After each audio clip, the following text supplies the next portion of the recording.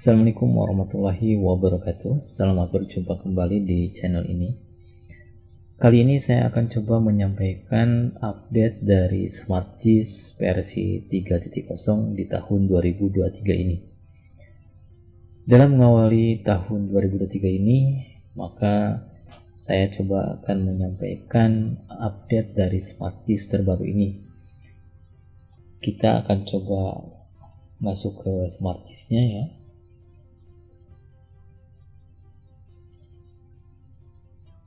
Ini untuk tampilan login yang terbaru dari SmartGIS ini. Kita tunggu beberapa saat.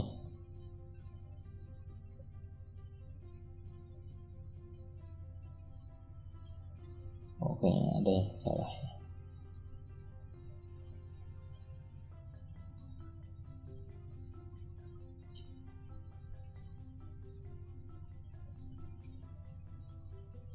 Di sini sudah banyak sekali ya penambahan ya, terus perbaikan dari fitur ya, dan juga performa dari aplikasi ini.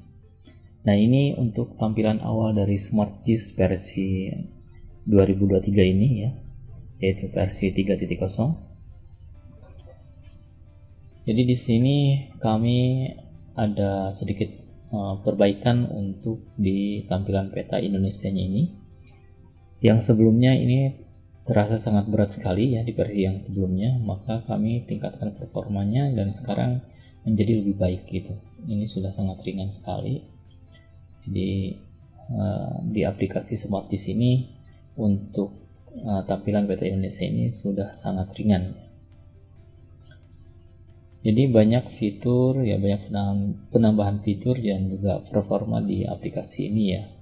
Perbaikan performa di aplikasi ini. Nah, untuk yang sebelah kiri di panel ini tampilan tombol awalnya seperti ini ya, home sama bitmap saja. Tapi kalau sudah masuk ke nanti ke peta kelurahan ya atau peta blok, nanti akan tertampil tombol atau menu-menu yang lainnya. Nah, di sebelah atas ini juga ada penambahan ya. Di sini ada untuk pencarian alamat wilayah, bisa kita cari misalkan Jakarta gitu ya, akan tertampil list Jakarta di sini. Lalu kita pilih misalkan Jakarta yang ini misalkan ya. Nah, dia akan menuju, oh ini Jakartanya ternyata sudah di Kalimantan ya. Coba yang Jakarta. Nah, ini. Jadi misalkan kita mau nyari Tangerang Selatan gitu ya.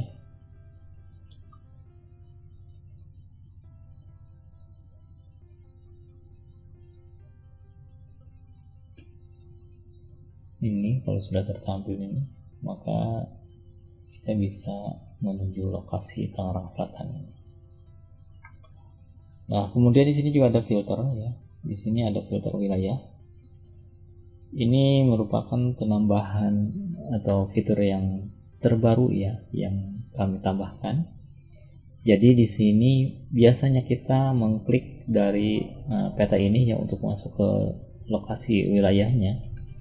Nah, di sini kami tambahkan juga untuk filter wilayah ini dengan drop down seperti ini. Jadi misalkan kita akan masuk ke taruhlah Banten ya, Tangerang Selatan, lalu kemudian kita akan masuk Serpong kecamatannya, dan kita pilih misalkan kelurahannya Serpong, lalu kita proses, maka akan langsung menuju ke lokasi wilayah seperti ini ya, agak sedikit mempercepat ya. Nah, ini menu-menu atau tombol-tombol yang tadi saya sebutkannya gitu. Jadi setelah masuk ke wilayahnya, ke level kelurahan, maka dia akan tampil. Nah, kalau yang sebelumnya kita mengklik seperti ini ya, di versi yang sebelumnya. Lalu kita masuk ke Tangerang Selatan. lalu kemudian kita masuk Serpong ya, dan kita masuk ke Kelurahan Serpong seperti ini. Nah, kalau untuk yang versi yang terbaru ini sudah bisa ditambahkan dengan filter wilayah seperti ini, jadi agak lebih cepat ya.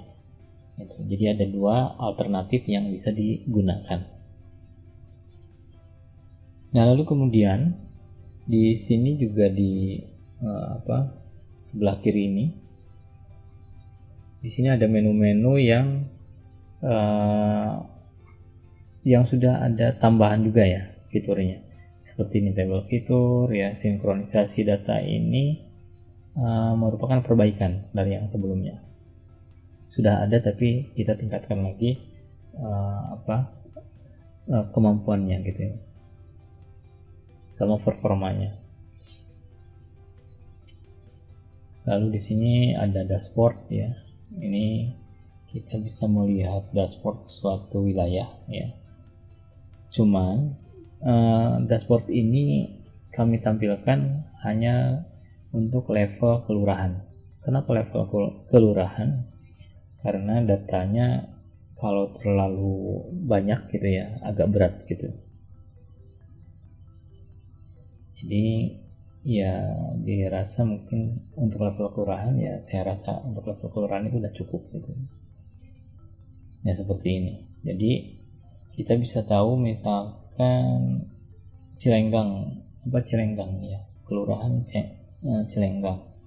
Jadi kita bisa tahu dashboard untuk kelurahan Cilenggang ini, dari mulai objek pajaknya, wajib pajaknya ya, total SPPT-nya berapa gitu, kemudian SPPT piutangnya juga berapa, SPPT dibayar berapa gitu.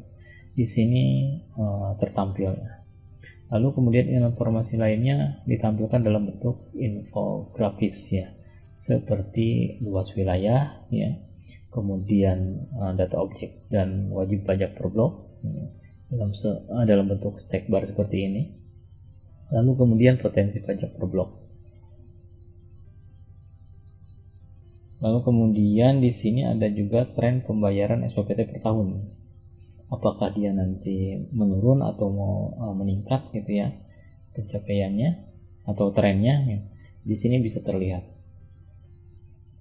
Jadi yang hijau ini SPPT yang sudah dibayarkan per tahunnya. Yang merah ini belum dibayar. Jadi kalau misalkan seperti ini, kalau hijaunya ada di atas yang merah berarti dia menaik ya gitu. Nah, ini kebetulan ini datanya data dummy. Jadi di sini tren pembayaran SPPT-nya menurun gitu ya. Jadi ketaatan masyarakat untuk melakukan pembayaran pajak PBBP 2 ini menurun. Dan ini target realisasi pembayaran SPPT. Di sini ada target ya, sama pencapaian pembayaran SPPT. Dan yang biru ini rata-rata pencapaian.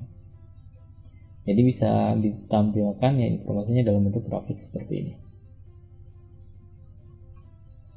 Nah, dengan adanya informasi dashboard ini ya, pemangku kebijakan bisa mengambil insight dari informasi yang ditampilkan ini gitu. Dan juga selain itu kita bisa masuk lagi ke dalam sebuah blog ya, untuk melihat heat map dari sebaran pembayaran objek pajaknya gitu. Nah, di sini ada ditampilkan informasi dalam bentuk heat map ya. Ini ada warna seperti ini ya, makin merah berarti dia makin padat gitu ya. Maksudnya makin di situ potensi atau informasi yang bayar itu sudah banyak gitu. Nah, exceptionnya di sini kenapa saya tampilkan dalam statusnya itu yang status pembayar yang sudah bayar saja. Exceptionnya karena kalau misalkan yang status yang bayarnya kan masih banyak ya, yang belum bayar. Status yang belum bayar itu lebih banyak dari yang sudah bayar gitu. Maka yang sudah bayar kita tidak tahu tuh gitu ya. Gitu. Tidak terlalu terlihat. Makanya saya tampilkan dalam bentuk heatmap seperti ini. Itu data yang dipilihnya yang sudah bayar gitu. Jadi di sini berarti yang sudah bayarnya itu lebih banyak. Ini berarti banyak juga di sini yang sudah bayar. Kita coba lihat lagi untuk blog yang lainnya ya. Jadi untuk versi 3 ini sudah sangat-sangat powerful sekali ya. Informasinya makin kaya informasi dari aplikasi SmartGIS ini, dan juga kemampuan dari analisisnya makin lebih banyak lagi ya, makin diperkaya lagi.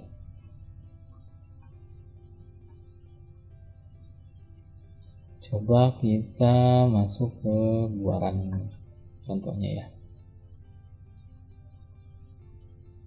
Ini blok sangat banyak ya.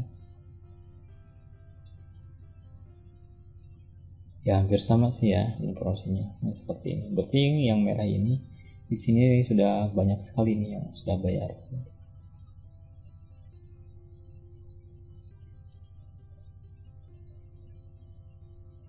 Nah, kalau yang status yang sudah bayar sama yang belum itu ada di tematik nantinya, di analisis tematik. Nah, khusus untuk dashboard ini yang ditampilkan yang statusnya yang sudah bayar saja gitu. Jadi bisa dilihat dari heatmapnya itu kepadatan atau wajib pajak atau objek pajak ya, objek pajak yang sudah dibayar SPPT ini. Seperti daerah sini ini ya gitu. Seperti itu. Nah, untuk heatmap juga bisa kita matikan seperti ini, di on off kan gitu ya.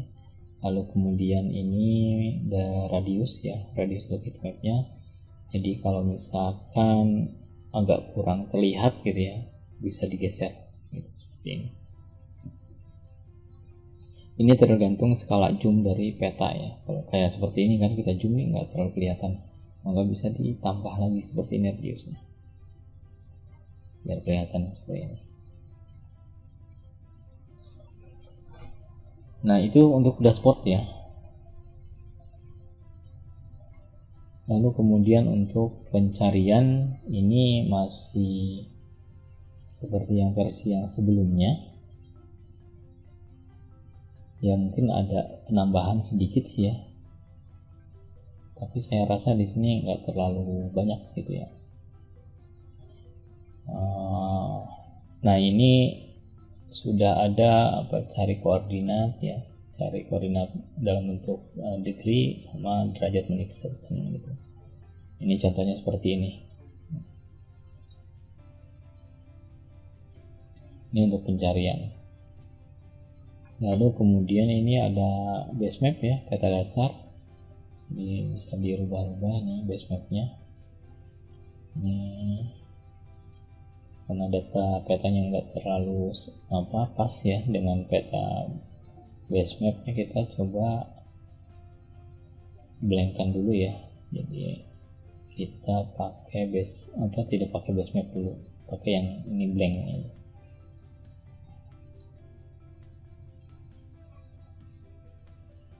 Nah, kemudian di sini ada peta tematik ya, ada seperti jenis tanah, kelas tanah gitu.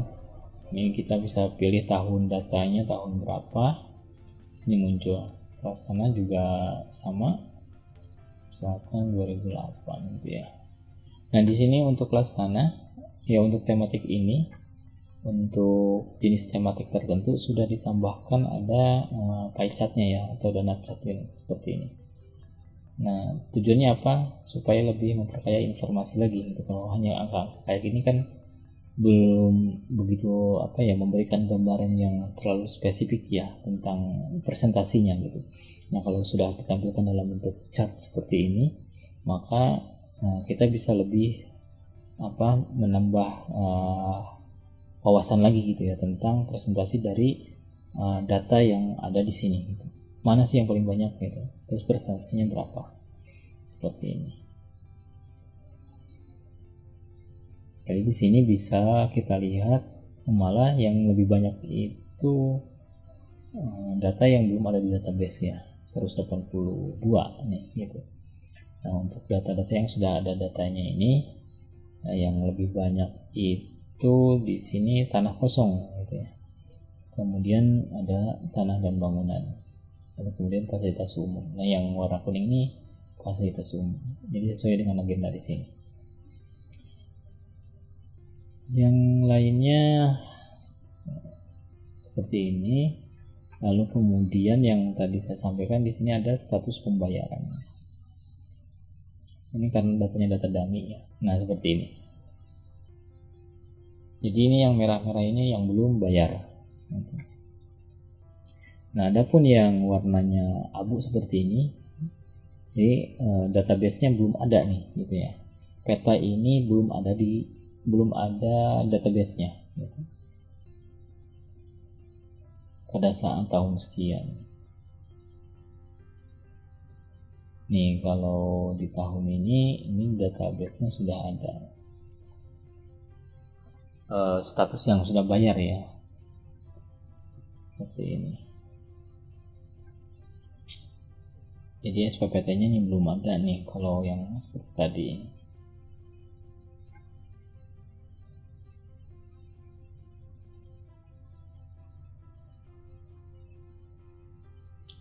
Ini yang hijau ini status yang sudah bayar, yang merah belum bayar. Nah, ini yang abu ini belum ada di data SPPT ini ya. Nanti untuk mensinkronkan datanya ada lagi fasilitas atau fungsi di sinkronisasi data. Jadi kita bisa tahu peta yang sudah ada di database mana saja, terus database yang sudah ada di peta mana saja. Jadi ada ya. Lalu kemudian ini analisisnya ya masih seperti yang sebelumnya. Kita misalkan mau bikin buffer dalam bentuk polygon ya, kita buffer 10 meter. Nah, seperti ini. Kita akan melihat data tentang luas tanah di area yang kita tandain seperti ini. Kita proses, lalu kemudian kita tunggu sebentar ya, karena ini lagi melakukan overlay spasial ya. Jadi analisis ini menggunakan overlay data spasial dari polygon yang kita tandain tadi. Nah, kita bisa tahu di sini, maka ditampilkan datanya ya seperti ini ya. Nah, yang makin gelap itu berarti makin luas gitu ya.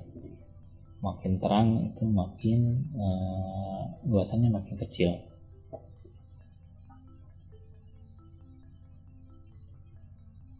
Lalu ZNT misalkan, kita bisa tahu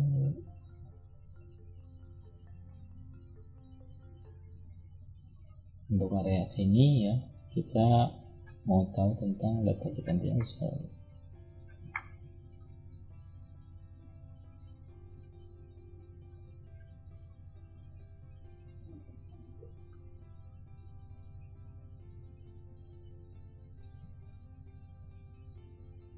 Ini untuk analisis spasial ini masih memungkinkan nanti ya.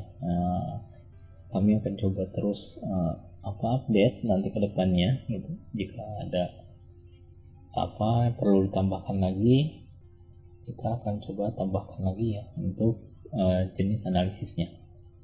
Seperti ini. Jadi kita hanya ingin tahu misalkan jenis luas tanah atau ZNT dari area yang kita tandain tadi, maka akan didapat kita informasinya seperti ini hanya untuk area yang kita tandain. Oke ya, kita lanjut. Di sini ada, nah ini sinkronisasi data. Kita akan ngecek data, misalkan database yang ada petanya. Jadi database yang di Sysmiop itu sudah ada petanya apa belum gitu. Nah, seperti ini. Ini yang kuning-kuning ini berarti database yang sudah ada di peta gitu ya.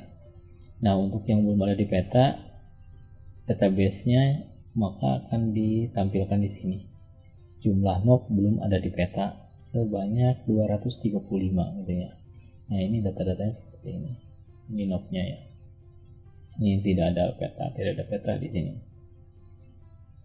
Gitu ya. Kita lanjut, kita akan mengecek peta yang ada di sini. Gitu. Kita cek data udah ada di database atau belum. Gitu. Kita proses, maka akan didapat informasi seperti ini. Ini yang merah-merah ini berarti belum ada database-nya.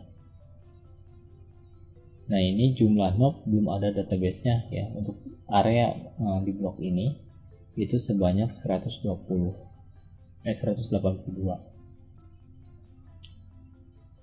Kita akan tes, coba kita klik informasinya ya untuk yang ini. Nah, maka dia informasi tidak ditemukan. Tapi kalau misalkan yang hijau seperti ini kita klik ya, maka didapat seperti ini informasinya. Itu ya. Jadi sudah sangat lengkap sekali ini ya. Sudah sangat lengkap dan sudah sangat lebih ringan ya. Nah, ini di sini ada lagi kita tampilkan dalam bentuk table feature ya. Nah, ini menampilkan data yang hanya di yang di area tampilan peta ini ya. Jadi hanya di layar ini, yang di layar ini tampil seperti ini datanya, maka tabelnya ini gitu. Tabel fiturnya. Nah, ini data ditampilkan hanya untuk area layar ini saja gitu, untuk di layar ini aja. Dan kalau kita geser seperti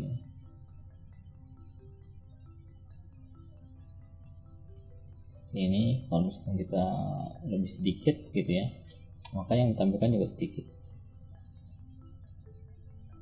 Jadi tabel yang ada di sini ngikutin apa yang ada di layar peta ini. Nah, untuk datanya sendiri tahunnya bisa dirubah seperti ini. Nah, ini juga ada heatmapnya ya. Jadi untuk melihat status atau heatmap objek pajak yang sudah dibayar.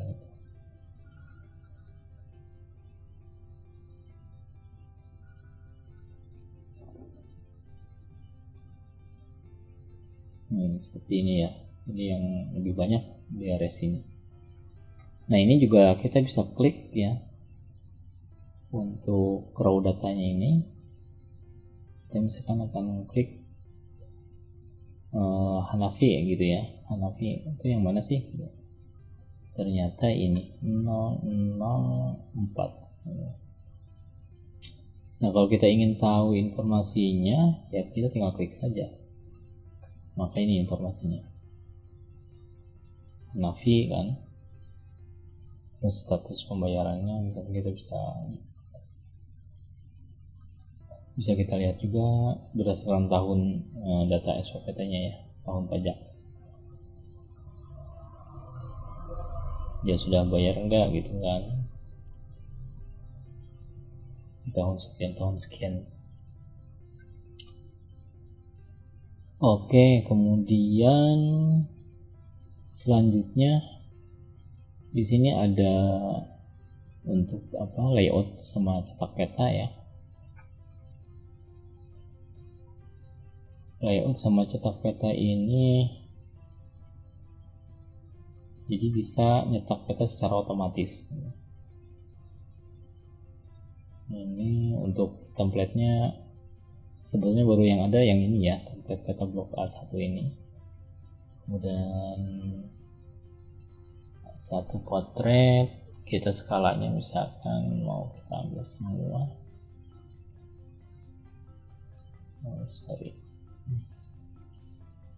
Ini kalau tidak bisa diklik, di close dulu ya. Jadi di close dulu, kemudian kita tampilkan lagi. Nah, ini bisa diklik, bisa digeser-geser ya. Kita pilih misalkan PDF, skalanya 1500 deh, biar masuk semua ya. Nah, ini bisa langsung cetak ya, bisa langsung print ya, maaf. Bisa langsung print seperti ini.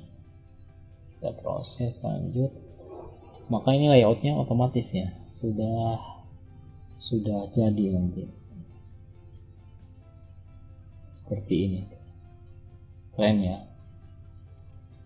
Oh, udah jadi seperti ini. Nanti namanya udah disesuaikan. Tinggal ya penyesuaian logo mungkin nanti ya.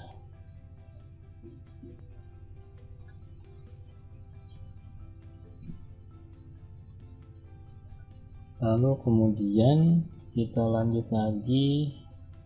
Tadi filter sudah ya. Ini sudah. Lalu kemudian kita akan coba di sini untuk edit ya. Hampir sama sih. Edit, cuman di sini sudah ada penambahan, yaitu untuk layer editing. Nah, di layer editing ini sudah ditambahkan dengan layer blok sama bidang, karena bisa ada kemungkinan ya pecah blok gitu ya. Nah, itu ada fungsi di sini. Bloknya bisa diedit, bisa dipecah, bisa digabung juga gitu ya, seperti kayak bidang. Nah, kita misalkan untuk edit bidang masih seperti yang dulu. Kalau kita klik aja misalkan untuk batas wilayahnya, di sini ada layer ya, bisa kita matikan layer wilayah ini.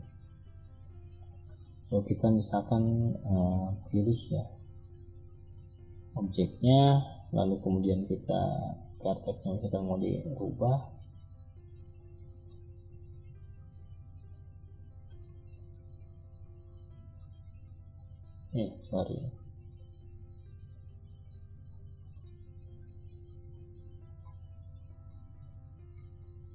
mau dirubah seperti ini misalkan gitu kan.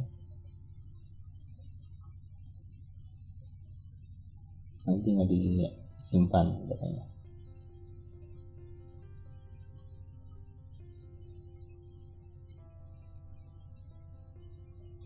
Nah, di sini ada fungsinya masih hampir sama ya, cuman di sini ada unggah file geometri. Barangkali nanti misalkan dari lapangan untuk kedepannya ada data dalam bentuk GPX gitu ya yang mau diupload itu, tapi ini untuk ekstensinya itu harus GPX ya formatnya. Itu misalnya mau dimasukkan ke PK ini ya, ini bisa menggunakan unggah file.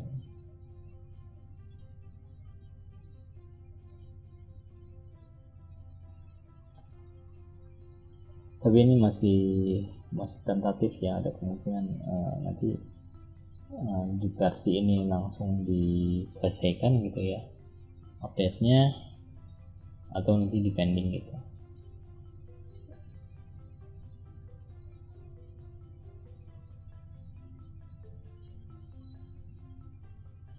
Ini kemudian ini untuk edit ya, di bidang ya, bisa juga kita misalkan nambahin ya, terus snap ini. Untuk penambahan datanya ini nanti ada form untuk pendataan ya, seperti ini. Jadi bisa langsung ngisi datanya di sini. Kalau misalkan ini objek yang baru ya, objek baru, kemudian kita mau tambahkan datanya ya, bisa di sini.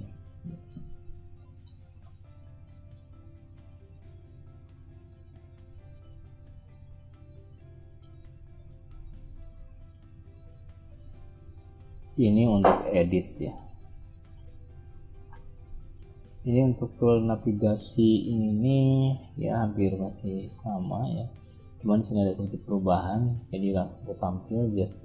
Waktu yang versi sebelumnya kan ada tombol menu gitu. Kemudian di sini juga untuk street view masih sama ya, street view-nya masih sama seperti ini. Nah, nanti tinggal kerja sama Google-nya ya untuk mendapatkan APK-nya, itu tinggal dimasukkan. Nanti untuk fotonya akan jelas ya, tidak seperti ini nih, karena ini hanya untuk versi developer ya, untuk dummy saja. Oke, kita lanjut ke yang lainnya. Ini untuk untuk mengukur jarak masih sama ya, fungsinya sama, cuman mungkin agak berbeda. Yang waktu versi sebelumnya itu ada di sini ya, nyatu dengan overview mapnya. Nah kalau sekarang kita sudah dipindah di sini. Lalu kemudian di sini ada upload peta ya. Ini untuk upload peta SHP. Jadi kita bisa pilih nanti datanya ya. Kayak seperti ini kan peta bidangnya nih, gitu. Nah kita misalkan mau masukin peta bidang, maka kita pilih jenis database-nya bidang. Gitu. Ini ya. Ada batas provinsi, terus ya Jati 2, kecamatan, kelurahan, nanti disesuaikan datanya. Misalkan kita mau ngupload peta kelurahan, terus mau ngupload peta blok gitu, itu harus dipilih dulu di sini. Nah untuk upload peta ke Smartdisk ini ya, saya sarankan itu harus menggunakan fasilitas ini gitu. Harus menggunakan fungsi ini di Smartdisk. Karena kalau misalkan menggunakan aplikasi selain Smartdisk ya, masukin datanya dari software lain gitu, itu dikhawatirkan atau bahkan mungkin ya banyak duplikasi data gitu. Jadi taruhlah misalnya seperti ini, kita sudah masukkan data seperti ini, kemudian kita masukin lagi data bidang gitu, untuk wilayah ini. Nah kalau untuk datanya ya, itu kalau misalkan nggak difilter dia akan terduplikat. Tapi di sini mungkin nanti saya akan menambahkan juga data itu kalau misalkan duplikat, apakah yang ada di database itu dihapus gitu ya, atau tidak dimasukkan gitu. Nanti kayaknya di sini akan ada update lagi nanti itu untuk fungsi kayak menimpah data gitu ya. Jadi data yang sudah ada di sini, ini kan mapnya sudah ada ya, maka geometrinya itu diupdate gitu, dirubah dengan geometri yang baru. Nah bisa aja kan, misalkan teman-teman atau kawan-kawan ya melakukan update untuk area sini gitu, dan ini sudah berubah, misalkan sudah ada perubahan objeknya jadi ke sini misalkan ya, atau misalkan terpotong gitu ke sini. Kalau mengerjakan datanya atau ada datanya yang belum masuk ke sini gitu ya, data baru misalkan bikinnya, maksudnya gini, ada perubahan data spasial tapi tidak dilakukan di Smartdisk gitu. Dilakukannya misalkan di software lain di luar Smartdisk. Nah ketika ingin memasukkannya lagi, mau mengupdate ya data spasial yang sudah ada di Smartdisk ini, maka itu harus ditimpahkan gitu. Berarti database yang sudah ada itu dihapus gitu. Nah itu nanti ada penambahan mungkin di situ ya. Gitu, ada opsional bahwa data yang ada dihapus atau tidak. Ini seperti itu. Nah kalau misalkan datanya sama gitu, makanya harus menggunakan fungsi ini, karena sudah difilter gitu, dia akan mengecek data yang sudah ada mana saja gitu. Nah kalau misalkan pakai software lain, dikhawatirkan itu tidak terfilter, maka akan numpuk datanya. Oke, kayaknya sudah sangat jelas ya semua. Ini tiga dimensinya masih ada, cuman ya saya merubah engine gitu. Engine-nya agak ya berbeda dari yang sebelumnya.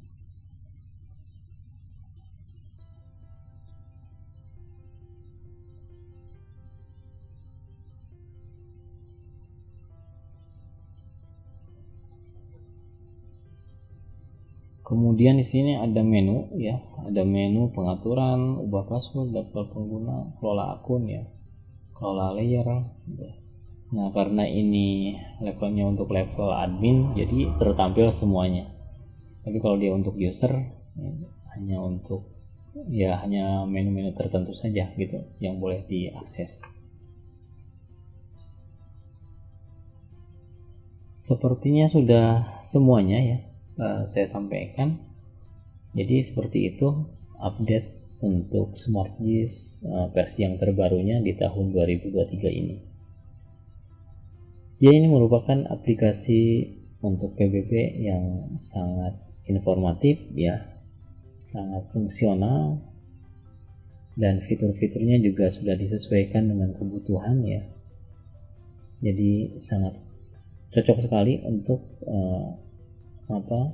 untuk kantor-kantor di Bapenda gitu. Dan untuk SmartGIS ini sudah sangat informatif ya, dan tinggal pakai saja. Jadi sudah siap pakai aplikasinya. Jadi sudah tidak perlu lagi Bapak Ibu di kantor Bapendanya masing-masing itu pengadaan misalkan untuk pengembangan aplikasi gitu. Jadi dengan SmartGIS ini sudah mengakomodir semua kebutuhan yang ada di Bapenda gitu. Mau lihat jenis tanah, maksudnya mau lihat jenis tanah dalam bentuk peta tematik seperti tadi bisa gitu ya. Sudah banyak ya tematiknya, terus sinkronisasi data gitu, analisis, kemudian untuk pencarian juga gitu ya.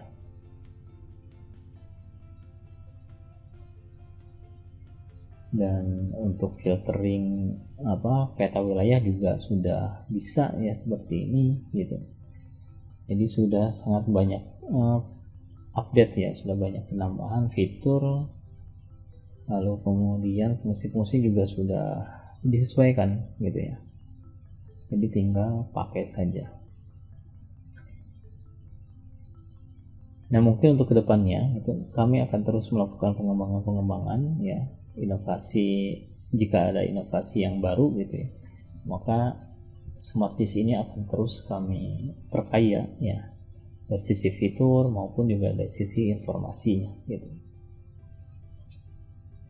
Ya, demikian yang bisa disampaikan kali ini ya, untuk update dari SmartGIS PBB P2 ini.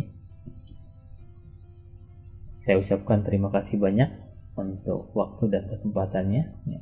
Semoga SmartGIS PBB 2 ini memberikan banyak manfaat ya untuk Bapak dan Ibu di Bapenda masing-masing ya.